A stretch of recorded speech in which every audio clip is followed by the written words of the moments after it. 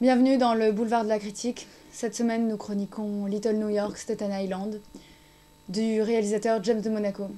Le réalisateur James de Monaco a voulu rendre hommage à son île d'origine en la présentant à travers trois personnages atypiques qui cherchent à donner un sens à leur vie médiocre.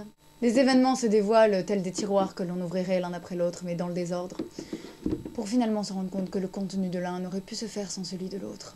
Nous suivons alors trois histoires en parallèle, celle de Sullivan, un homme tout à fait normal, qui évacue les fosses sceptiques à longueur de journée, celle de Parmitarzo, un parrain de la pègre locale, et de Jasper, un épicier sourd et muet.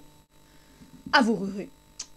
Oui, ces trois personnages sont des hommes ordinaires qui veulent accéder à autre chose, à un niveau de vie supérieur, qui les éloignera de leur misérabilisme. Et ce rêve ne fait que les éloigner un peu plus de ceux vers quoi ils tendent.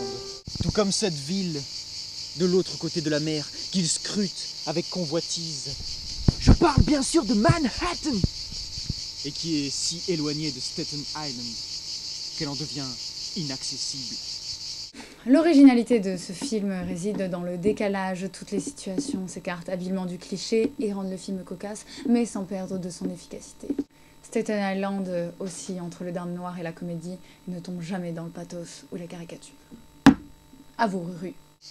Libérez la nature, laissez libre les troncs d'arbres, arrêtez avec vos tronçonneuses, laissez-les vivre, laissez-les en paix.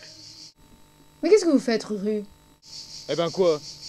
Vous allez pas me dire que vous êtes pour la déforestation? Vous en avez pas marre un petit peu que tout le monde coupe la forêt, la détruise? Ah oui, mais c'est comme Parmitarzo dans le film qui se met à monter sur les arbres pour lutter contre la déforestation. Mais derrière ce côté burlesque demeure toujours une certaine gravité. Leur vie mise en danger. De trop grosses prises de risques. Un retour de bâton plus violent que prévu. Et quand l'action débarque, on ne rigole plus. Oh, qu'est-ce que tu fais toi? C'est ton bon et toi? Oh, il est fou, yo, machette! C'est ça ta gueule, moi! Lorsque l'un frappe sur un homme pour qu'il parle, l'autre tire sur quelqu'un à un moment inattendu. Lorsque l'un découpe à la scie un cadavre, l'autre perd son conjoint tant aimé. Et oui, voilà, et tout cela pour rehausser une vie qui leur paraît trop monotone et médiocre parce qu'elle leur ressemble. Mais Ruru, mais qu'est-ce que vous fabriquez?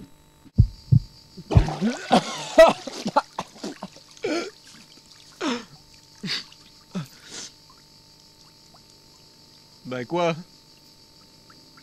Je fais comme Parmitarzo? J'essaye de battre le record du monde d'apnée? Laissez-moi tranquille. Little New York, ce n'est pas une comédie dramatique, mais un thriller moderne fort bien agencé, que le réalisateur aurait pu intituler Le Bon, la Brute et l'Épicier. Staten Island, on vous le conseille, une vraie petite réussite.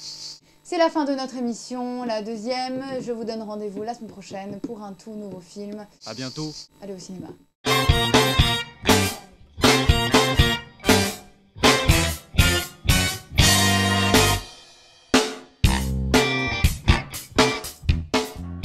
Ça, je vois la caméra qui bouge pas, je me dis putain, c'est quoi ce bordel?